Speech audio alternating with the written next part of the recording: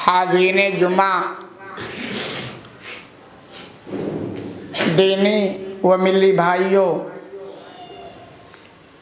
بزرگوں اور دوستوں، پردہ نشین اسلامی ماؤں اور بہنوں اور عزیز بچوں، آج کے ان حالات میں اگر سب سے زیادہ باعث چرچا کوئی چیز ہے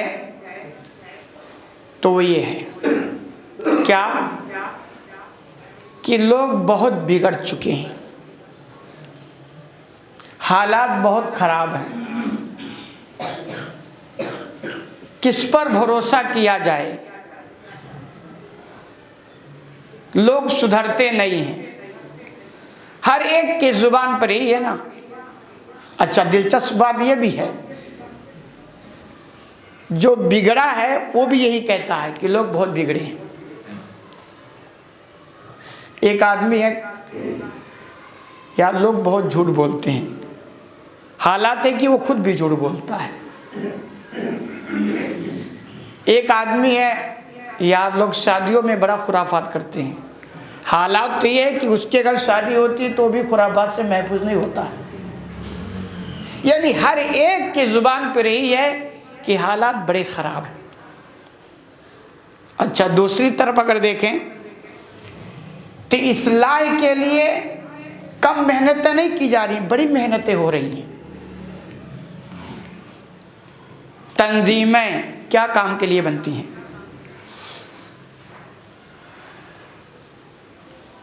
کمیٹیاں کس کام کے لیے بنتی ہیں بھائی؟ مقصد ہی یہ اصلاح ہے۔ عالم علماء کیا کرتے ہیں؟ اصلاح کے لیے۔ تو اصلاح کے لیے کوششیں کم نہیں ہیں الحمدللہ، اور بھی ہونی چاہیے، اس میں کوئی دو رائے نہیں، لیکن اصلاح کے لیے لوگ ہیں، کوششیں کرتے ہیں۔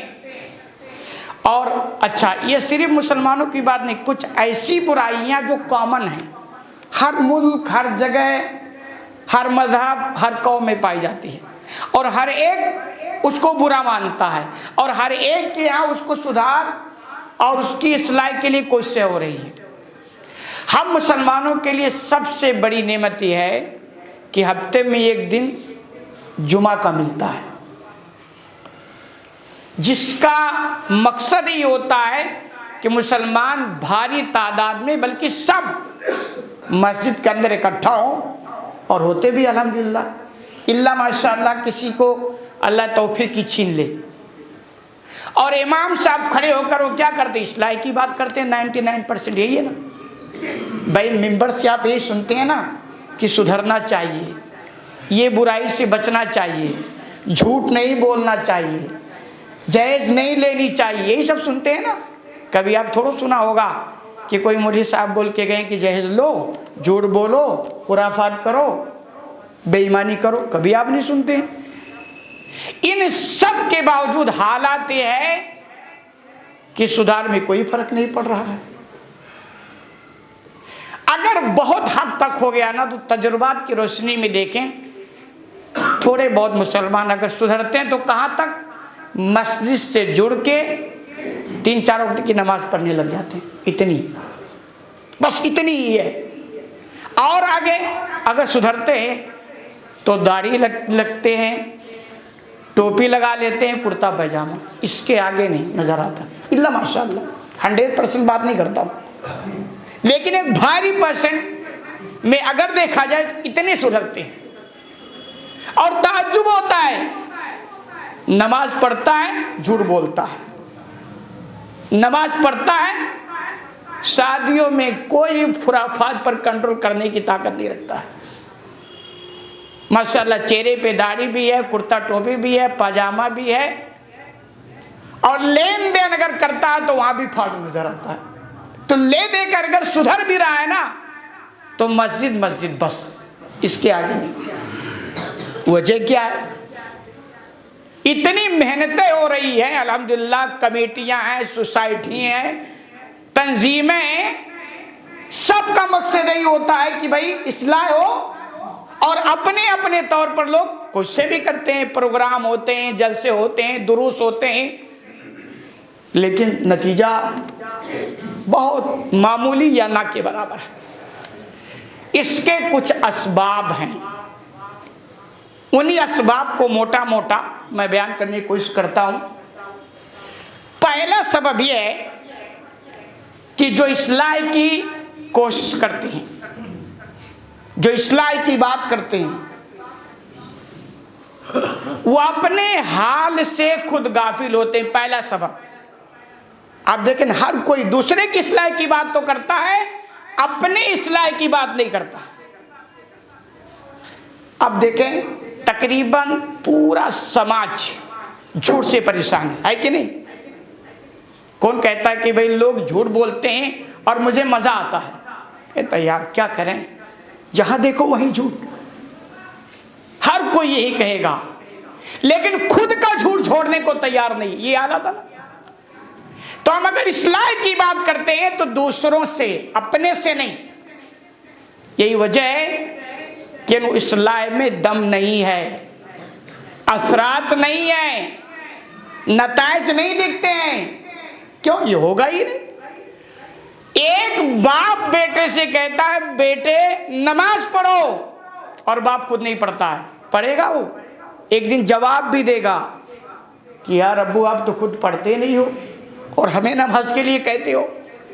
تو ایک وجہ یہ ہے کہ ہم خود کے حالات سے غافل ہیں اور دوسروں کی اصلاح کی بات کرتے ہیں، تو نتیجہ نبٹا زیرو ہے۔ اللہ رب العالمین نے قرآن کے اندر فرمایا یا ایھا الذین آمنوا علیکم انفسکم، کہ اے لوگو اپنی فکر کرو۔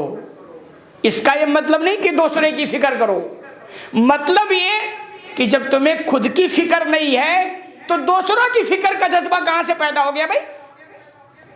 یہ تو ایسے ہے نا، ایک آدمی کو ٹی وی ہو گیا، اللہ کرے کسی کو نہ ہو، کھاس رہا ہے، پریشان ہے، اور وہ آدمی دوسرے کو کہہ رہا ہے جس کو تھوڑا سا زکام نزلہ ہو گیا ہو کہ یار کیوں پریشان ہو، دوا لو، علاج کراؤ۔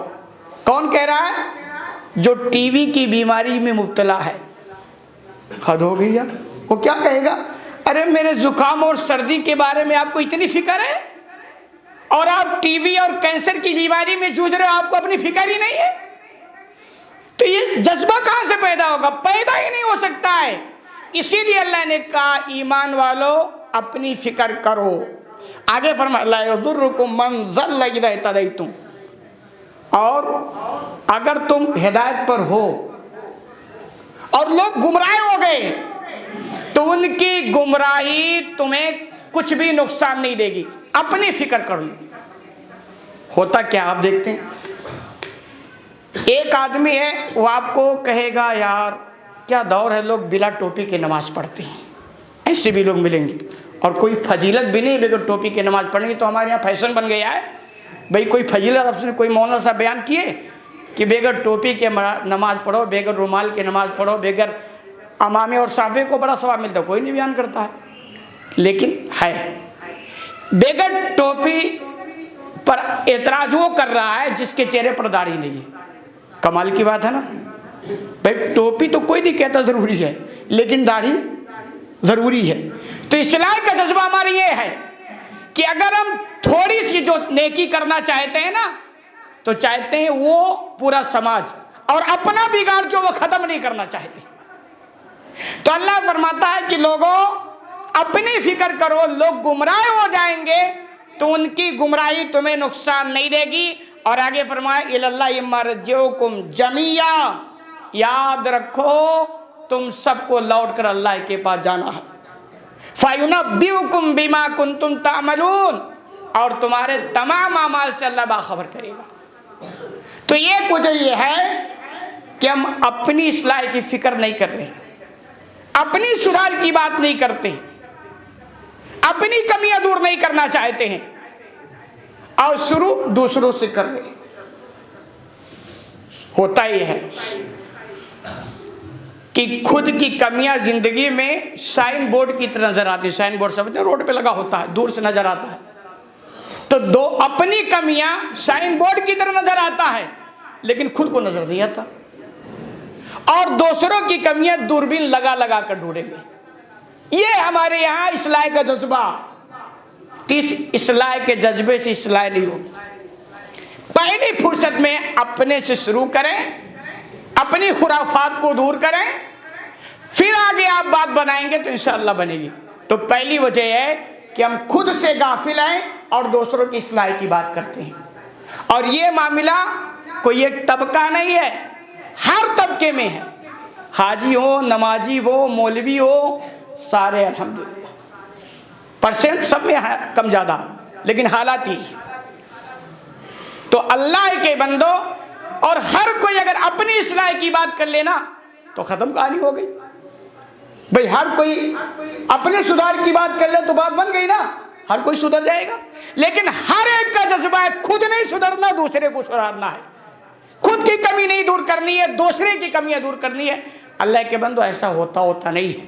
جب تک اپنے سے نہ شروع کریں, اپنے بگاڑ کا خاتمہ نہ کریں تو بات بنتی نہیں ہے. اسی طرح اللہ نے کہا قد افلح من زکاہا وقد خاب من دساہا, کامیاب وہ ہوا جو پاکیزگی اختیار کر لیا, اور وہ ناکام ہو گیا جس نے اس نے خاک میں ملا دیا. آپ بتائیں کامیابی تو یہ ہے نا کہ بھئی اصل کامیابی ہماری یہ ہے کہ ہم جہنم سے بچ جائے, جنت میں چلا جائے, یہی کامیابی ہے. آپ نے ایک آدمی کو خوب محنت کیا, سمجھایا, بجھایا, اس کی اصلاح کی بات کی, وہ دیندار ہو گیا, وہ جنت میں چلا گیا, اور اللہ نہ کرے آپ جہنم میں چلے گئے. تو آپ دوسرے کی فکر اتنی کی, آپ کو کیا ملا؟ کچھ ملا؟ بھائی کامیابی تو یہ کہ آپ اپنے کو پہلے بچا لیتے نا. تو اپنے کو اگر آپ بچا لو یہ اصل کامیابی ہے. اور اسی کا اللہ نے کہا کامیاب وہ ہے جو خود پاکیزگی اختیار کرے, کیونکہ اس کے بعد آگے بات بنے گی. خود کی اگر نہیں تو آگے بات نہیں بنے گی. تو اس پر ہمیں دھیان رکھنی چاہیے. دوسری چیز, دوسرا سبب اخلاص کا مفقود ہونا. ہمارے یہاں جو تنظیم اصلاح کی بات کرتی ہیں, کمیٹیاں, لوگ ہیں, 100% نہیں, لیکن بھاری پرسنٹ کا حال یہ ہے کہ اخلاص مفقود ہے, ختم ہے ہی نہیں. اخلاص کا مطلب ہوتا ہے کہ وہ کام فی اللہ للہ, اور کوئی مقصد نہیں. حالات تو ہمارے ایسے ہیں کہ میں جس لائن سے جڑا ہوں اسی فیلڈ کی بات کرتا ہوں, دوسروں کی نہیں کرتا, کیونکہ اس کا تجربہ مجھے زیادہ ہے. کہ اگر آپ کسی خطیب کو پروگرام میں بلا لیں, اللہ ماشاءاللہ سب کی بات نہیں کرتا ہوں, اور آپ نے نذرانہ نہیں دیا یا نذرانے میں کچھ کمی ہو گئی, تو دوبارہ بلا کے آپ دکھا لیں. تو ہم اصلاح کرنے والوں کے اخلاص کا یہ عالم ہے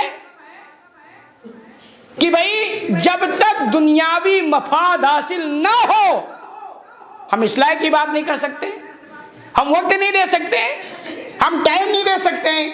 اور جیسی نیت ویسی برکت. صحیح بخاری کی روایت, اللہ کے رسول صلی اللہ علیہ وسلم فرماتے ہیں انما الاعمال بالنیات, کہ لوگوں اعمال کا دار و مدار نیتوں پر ہے. آپ کس مقصد کے لیے کام کرنا چاہتے ہیں؟ آپ سنے ہوں گے قیامت کے دن ایک بہت بڑے عالم کو لایا جائے گا, پوچھا جائے گا کیا کر کے آئے ہو؟ وہ گنائے گا یہ کیا, وہ کیا, وہ کیا.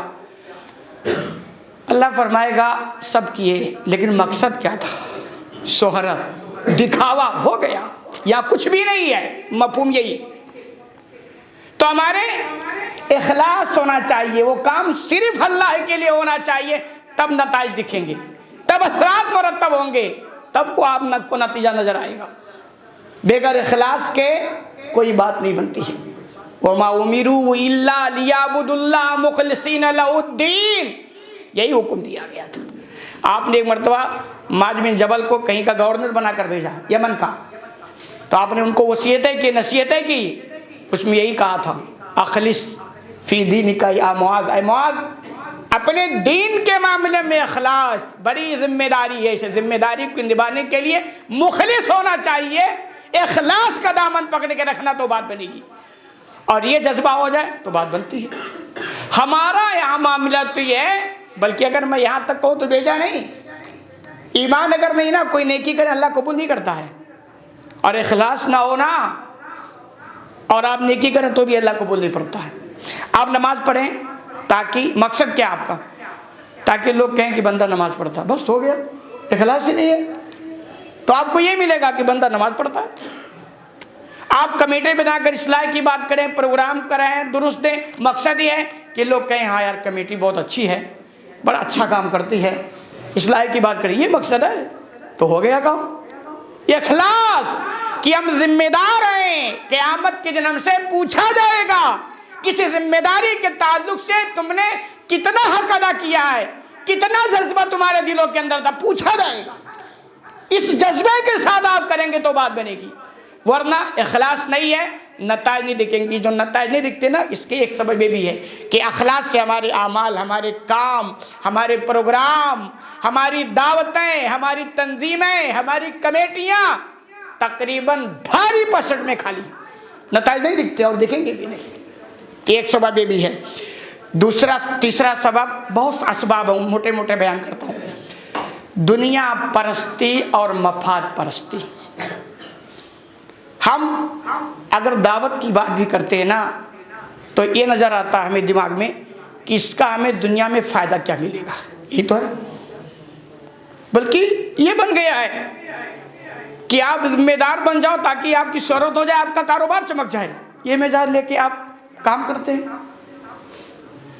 آپ اچھی تقریر کرنے والے بن جاؤ، آپ کو شہرت حاصل ہو جائے تو آپ کی بات بن جائے گی، یہ مزاج ہمارا ہے۔ دنیا پرستی، مفاد پرستی ہماری دعوت کے کام میں داخل ہو گئی، اسی لیے اللہ نے ایسے لوگوں کو ذہن نشین کرایا، کہا کہ اے لوگوں اعلموا انما الحیات الدنیا لعب ولہو، کہ لوگوں یاد رکھو دنیا کی زندگی محض کھیل تماشا ہے، کیا ہے، کچھ ہے۔ بچہ ٹائم پاتا ہے، مٹی میں گیا گھر بناتا ہے مٹی کا، ٹائم پاس کیا، ٹائم ہوا توڑا پھوڑا چلا گیا گھر، ہو گیا ختم کہانی۔ بچہ کیا کر رہا تھا، ٹائم پاس کر رہا تھا، کھیل تماشا کر رہا تھا۔ دنیا کیا ایسے ہی ہے، کچھ نہیں۔ آپ جیسے شعور سنبھالتے ہیں، آپ کمانا، گھر بنانا، شادی بیاہ کرنا، یہ سب موت ختم کہانی۔ آپ کے لیے کیا ہوا، کھیل تماشا ہی ہوا، ایک ٹائم پاس کرنا ہوا ہے۔ باقی دنیا کی اتنی حقیقت ہے، اصل یہ ہے کہ دنیا کی زندگی میں آپ آخرت بناؤ۔ تو اللہ نے کہا لوگوں دنیا میں جیو، دنیا بنانے کے لیے نہیں، آخرت بنانے کے لیے۔ کیوں؟ اس لیے کہ دنیا یہ کھیل اور تماشا ہے، اور آگے فرمایا وزینہ، زینت ہے، یہی ہے نا، وتفاخر بینکم، اور آپس میں فخر ہے، یہی نا، کہ یار میرے پاس اتنا مال، یہ عہدہ، اتنے بیٹے ہیں، اتنی پراپرٹی ہے، اتنی زمینوں کا مال، فخر ہے۔ وتکاثر فی الاموال والاولاد، اور مال و اولاد میں ایک دوسرے سے بڑھنے کی کوشش ہے، یہی تو ہے دنیا، اور کیا ہے۔ کچھ بھی ہو جائے لیکن اگر آپ کی آخرت کی تیاری نہیں ہے تو نل بٹا زیرو ہے۔ کیوں؟ آپ کا یہ بلڈنگ بھی قبر میں کام نہیں آئے گا، آئے گا کسی، وہ اتنی ہی زمین آپ کو بھی ملے گی چاہے آپ دنیا میں کتنی بنا لی ہیں، اور اتنی ہی زمین قبر کی اس کو بھی ملے گی جس کے پاس کچھ بھی نہیں تھا۔ تو یہ کہ اگر مفاد پرستی ہم میں داخل ہے، دنیا پرستی، تو ہر جگہ ہمیں پھر یہی نظر آئے گا۔ اسی کو بولا جاتا اندھی محبت، مال سے اندھی محبت، ہر جگہ ہمیں مال چاہیے۔ عہدے سے اندھی محبت، عہدہ نہیں چھوڑنا کچھ بھی ہو جائے۔ پراپرٹی سے ہمیں محبت، ہمیں بنانی ہے۔ کیا ہوتا ہے جی آدمی کا دنیا میں کیا ہے، آپ نوٹ کریں کیا ہے، جو کھا لیا، جو پہن لیا، جو خرچ کر دیا، بس۔ آپ کے پاس اللہ نے اتنا پہلے سے دے رکھا تھا کہ بھئی آپ کھاؤ پیو گزار لو، ایک پلاٹ آپ اور خرید لیے، ایک مکان اور بنا لیے، ایک پلیٹ اور خرید لیے، کیا ہوا، صرف آپ کا نام درج ہوتا، باقی کیا کرو گے بھائی، اس کے نام کٹ کر کے آپ کا نام چڑھ گئے، بس اتنا ہی ہوتا ہے۔ ہوتا کیا ہے، کچھ نہیں ہوتا ہے، مر جاؤ گے بس نام چڑھا کر چلا رہے کیا، کچھ نہیں ہوا۔ تو اللہ کے بندو یہ مفاد پرستی کا خاتمہ ہونا چاہیے، دنیا پرستی کا ہماری زندگی سے خاتمہ ہونا چاہیے، تب جا کر کے آپ کی محنت رنگ لائے گی، آپ کے دعوت میں نکھار پیدا ہوگا، آپ کی دعوتیں اپنا اثر دکھائیں گی، ورنہ کام کرتے رہو۔ اور ایسے ہوتا رہے گا جیسے چلتا رہا. اسی طرح اللہ نے دوسری جگہ بھی اس کی تعلق سے کہا بل تؤثرون الحیات الدنیا والآخرۃ خیر وابقیٰ. کہ لوگوں سارے بگاڑ کی جو وجہ یہ ہے نا کہ تم نے دنیاوی زندگی کو ترجیح دے دیا ہے آخرت پر. فجر میں ہمیں نہیں اٹھنا ہے. فجر چھوڑو گے تو کیا نقصان ہوگا؟ ثواب نہیں ملے گا، گناہ لکھے جائیں گے، آخرت کو نقصان ہے نا. اور فجر ایسی بات کتنی بہترین نیند آتی ہے. تو نیند کو آپ نے کس پر ترجیح دے دیا؟ نماز پر، ثواب پر، آخرت کی تیاری پر. اور یہی معاملہ ہے. پیسہ آنا چاہیے، دولت آنی چاہیے، چاہے حرام ہو، حلال ہو، جھوٹ ہو، بے ایمانی ہو، دھوکہ دڑی، کوئی مطلب نہیں. تو یہ کیا ہو رہا ہے؟ سب دنیاوی زندگی کو ہم نے آخرت پر ترجیح دے دیا، ایک مقام دے دیا. یہی ہے کہ سدھار ہونے کی بات نہیں ہو پاتی. جبکہ اللہ نے یہ کہا ہے والآخرۃ خیر وابقیٰ. لوگوں آخرت خیر، اس میں تفضیل بہت بہتر ہے. اور اتنا بہتر ہے نا کہ آپ تصور نہیں کر سکتے. اس دنیا کے اندر کچھ ایسی چیزیں ہوتی ہیں کہ جب تک آدمی آنکھوں سے دیکھے نا اس کی مطلب کم آنکھ کو سمجھ میں نہیں آتا. آج آپ موبائل ہے، یہاں بولتے ہیں، امریکہ میں لوگ سنتے ہیں. 100 سال 200 سال پہلے اگر کوئی کہتا کہ ایک آدمی یہاں بولے گا اور امریکہ والا سنے گا تو آپ مانتے؟ کہتے پاگل ہو گیا. لیکن اب آپ نے اپنی آنکھوں سے دیکھ لیا نا تو آپ کو سمجھ میں آیا کہ بھئی ہو رہا ہے. تو ایسے آخرت کی جو حقیقت ہے وہ سن کر ایسے سمجھ میں نہیں آئے گی. وہ جنت کی نعمتیں تو اللہ نے کہا بہت بہتر ہے. بہتر ہی نہیں، بہت بہتر ہے اور باقی رہنے والی بھی ہے. آپ دنیا میں کچھ بھی کر لیں، موت آئی ختم کہا. اور آخرت میں ایک بار جنت مل گئی تو بیڑا پار ہے. کوئی ٹینشن نہیں، کوئی غم نہیں، کوئی بیماری نہیں، کوئی زکام نہیں، کوئی جھگڑا نہیں، کوئی لڑائی نہیں، کچھ نہیں ہے. تو اس جذبے کے ساتھ آپ کریں گے نا تو نتیجہ دکھے گا. اور یہ جذبہ نہیں ہے تو پھر ایسے چلتا رہے گا جیسے چل رہی. مفاد پرستی کا عالم تو یہ ہے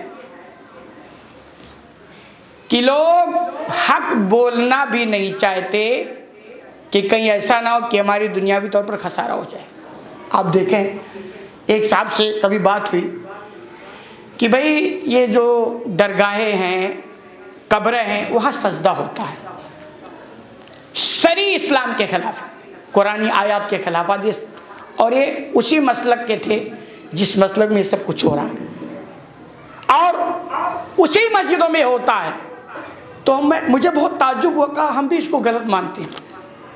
میں کہا حد ہو گئی یار، آپ کے مسجدوں پر ہو رہا ہے، درگاہوں پہ یہ سارا کام ہو رہا ہے، آپ غلط مانتے ہو، بولتے کیوں نہیں ہو؟ کیوں نہیں بول رہے ہو؟ بس ایک نوکری چلی جائے گی، یہی تو ہوا. مفاد پرستی. آپ نے دنیا حاصل کرنے کے لیے قرآنی آیت کو بیچ ڈالا، قرآنی آیات سے سودا کر لیا. اور اسی کو اللہ نے کہا وَلَا تَشْتَرُوا بِآيَاتِ اللَّهِ ثَمَنًا قَلِيلًا کہ لوگوں اللہ کی آیات کو ان معمولی چیزوں سے مت بیچو، دنیا کچھ بھی نہیں. تو ایسا بھی ہوتا ہے. آپ دیکھیں آسان کام نہیں ہوتا ہے بولنا. آپ نوکری کرتے ہیں، کچھ بولو گے آپ کے دماغ میں آئے گا یار یہ خرافات کہیں مسجد کے متولی کے ہاں تو نہیں ہو رہا ہے، کمیٹیوں کے ہاں تو نہیں ہو رہا کیونکہ کل ہمارا پتہ صاف ہو جائے گا. اور اس لیے اگر حقیقت میں نہیں بولا جاتا ہے کہ اللہ کے آیتوں کا سودا ہے، بیچنا ہے اور اس پر دنیاوی مفاد کو ترجیح دینا ہے. تو ایک وجہ یہ بھی ہے کہ یار اتنی خرافات، شرک ہو رہا ہو، کفر ہو رہا ہو، دھڑلے سے اسلام کا مذاق اڑایا جا رہا ہو اور اب منہ نہ کھولیں تو کہاں سے؟ ایسے مسلمان جن کو پتہ بھی نہیں ہے کہ یہ بھی شرک ہے، یہ بھی کفر ہے، یہ بھی گناہ ہے، وجہ یہ ہے کہ بولا ہی نہیں جاتا. اور نہ بولنے کی وجہ مفاد پرستی، کہیں ایسا نہ ہو دنیاوی طور پر نقصان ہو جائے. آپ کسی کے دکان پہ جائیں اور کبھی دین کی باتیں کریں اور اس کو لگے کہ دین کی باتیں کرنے سے کہیں ہمارے گراہک نہ ٹوٹ جائیں، ہمارا بیپاری ناراض نہ ہو جائے، وہ آپ کو اپنی دکان پر دین کی باتیں نہیں کرنے دے گا. یہ مفاد پرستی ہے، یہ حالات ہے. اسی کو بولتے دنیا سے اندھی محبت. دنیا سے اندھی محبت. محبت تو سب کو ہوتی ہے مگر اندھی محبت پہچانی ہے कि जब इनके उसूल के लिए आप अंधे हो जाओ, आखिरत को फरामोश कर बैठो, अल्लाह उसके रसूल की तालीमात को फरामोश कर बैठो, तो आपके लिए तबाही पक्की है। आपको दौलत कमाने से नहीं रोका जाता है, लेकिन दौलत कमाने में नमाज छोड़ रहे हो, मतलब आपको दौलत से अंधी मोहब्बत हो गई। हक दबा रहे हो दूसरे को, मतलब आपको दौलत से ऐसी मोहब्बत है कि आना चाहिए कुछ भी हो जाए। झूठ बोलते हो, मतलब ये कि अंधी मोहब्बत है। जुल्म करते हो, अंधी मोहब्बत है। दूसरों का हक दबा के बैठते हो, अंधी मोहब्बत है। और यह अंधी मोहब्बत आपको हक नहीं बोलने देगी, आपको आगे नहीं बढ़ने देगी, आपको अपने मिशन में कामयाब नहीं होने देगी। ये फिक्स है। यही वजह है कि सब कुछ होता है लेकिन नतीजा नहीं दिखता है। इसी तरह एक और बहुत बड़ी कमी असबाब में से रियाकारी, बहुत बड़ी बीमारी, 99%। शैतान यही तो है, अलग अलग तरीके से लोगों को दिखावा, हर काम दिखावे वाला हो गया यार। एक आदमी है, खूब अल्लाह ने नवाजा, उससे अगर तन्हाई में कहो यार हमारे मस्जिद का काम हो रहा है और 500 की रसीद कटवा लें, उस जगह वो रोना धोना, सबकी बात नहीं करता हूँ, हालात ऐसे, उस जगह नहीं, हालात ऐसे वैसे। उसके घर शादी होगी, शादी का मंडप लगेगा, स्टेज लगेगा लाखों में। क्यों? वो देखेगी ना दुनिया, वो दुनिया देखेगी। और ये चुपके से 500 की रसीद जो आप मस्जिद में रहे नहीं देखें। आपके यहाँ भी गले के लिए झोलियाँ घूमती होंगी, जेब से कैसे चुपके से निकलते हैं ना, तो 10-5 के नोट ढूंढ रहे होते हैं ना, सिक्के, 10 की सिक्के 5, क्योंकि दुनिया इसको नहीं देख रही। और उसके बाद गाठियों में दुनिया देख रही है, शादियों में दुनिया देख रही है, जहेज में दुनिया देख रही है, और बतौर दिखाने के लिए उसको सजाया भी जाता है। वहाँ खूब कर्जा लेकर के, सूद लेकर के, ना जाने कैसे कैसे कारनामे अंजाम देके सब कुछ होता है। होता है कि नहीं होता है? क्यों? वो दुनिया देख रही है। और ये रियाकारी सब जगह दाखिल हो गई। हम दावत का काम वहां करते हैं जहां दुनिया देख रही होती है, और जहां दुनिया नहीं देख रही होती है नल बेटा जीरो होते हैं। रियाकारी कभी भी आपको किसी मैदान में कामयाब नहीं होने देगी। इसीलिए आप कुरान आयत फरमाए, अल्लाह सुने, अल्लाह फरमाता है फवैलुल लिल मुसल्लीन अल्लज़ीना अन सलातिहिम साहून। तबाही है उन नमाजियों के लिए जो नमाज से गफलत बरतते हैं। अल्लज़ीना युराऊन, और ये वो लोग हैं जो रियाकारी करते हैं। मालूम है नमाज पढ़ना कितना अहम काम है। कुर्रतु ऐनी फी सलाम ने फरमाया मेरे आंखों की ठंडक नमाज में है। इतनी आपको नमाज से मोहब्बत थी, क्या मकाम है? बंदा नमाज पढ़ता, अल्लाह से बात करता, कितना ऊंचा दर्जा अल्लाह ने दिया है। और वही अल्लाह ने कहा ऐसे नमाजियों के लिए हलाकत है, बर्बादी है, जो सुस्ती करते हैं, रियाकारी करते हैं। तो रियाकारी पहचान है भाई। फजर में आप नहीं उठते हो, ईशा में घड़ी देख करके आते हो, दिलचस्पी, जज्बा, शौक। कोई अभी वसीयत कर रहा था यार कि कोई भी काम करो ना तो मिसाली बनकर करो, मिसाल लोग दे, जिस भी फील्ड में रहो पूरे जज्बे के साथ रहो। क्यों नहीं ये काम होता? दुनिया बनाने में तो अल्हम्दुलिल्लाह बहुत चुस्त फुर्त। अगर 12 बजे जॉब पर जाना हो रात को तो भी ठीक है। तो रियाकारी भी एक सबब है कि हम जो भी कुछ करते हैं ना उसमें रियाकारी का बहुत बड़ा दखल है, इसलिए हमारे वो नताइज नहीं देख पाते। और दूसरी का अल्लाह फरमाए वल्लज़ीना युनफ़िक़ूना अम्वालहुम रिया अन्नास, वो लोग जो अपने मालों को लोगों को दिखावे के लिए खर्च करते हैं। वला युमिनूना बिल्लाहि वला बिल यौमिल आखिर। आगे कहता है मामला दरअसल ये है कि ना उन्हें अल्लाह पर यकीन है ना आखिरत पर यकीन है। और यही है, अगर आखिरत पर यकीन होता तो आखिरत के लिए काम करते, रियाकारी नहीं करते। और अगर उन्हें अल्लाह पर यकीन होता तो अल्लाह के लिए काम करते, रियाकारी के लिए काम नहीं करते। तो जो असबाब है उसमें से रियाकारी भी है। और ये सब के अंदर तकरीबन 99%, सब 100% नहीं, 99% दाखिल है। खतीब रियाकारी दिखावे को मिल जाएगा, हाजी दिखावे को, नमाजी दिखावे को, लेन देन दिखावे के, कमेटियों के कारनामे दिखावे के, प्रोग्राम दिखावे, ये सारा रियाकारी होता है। जब आप अल्लाह के लिए वो काम ही नहीं करते हो तो अल्लाह कामयाबी कहाँ से अता फरमाएगा? नतीजे कहाँ से दिखेंगे? अल्लाह के बंदो इन सारे खुराफात को दूर करो। और जो उसका निचोड़ वो ये कि अपने हालात से शुरू करो, सुधरना खुद सीखो, फिर आगे बात बढ़ेगी। और इसी तरह इखलास पैदा करो, बगैर इखलास के कामयाबी नहीं मिलेगी। दुनिया परस्ती, मफाद परस्ती का ज़िंदगी से ख़ात्मा होना चाहिए।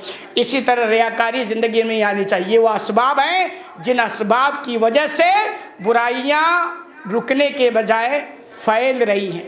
کوششیں ناکام ہو رہی ہیں، نتائج دکھ نہیں رہی. بات ختم کر دیں. اللہ رب العالمین سے دعا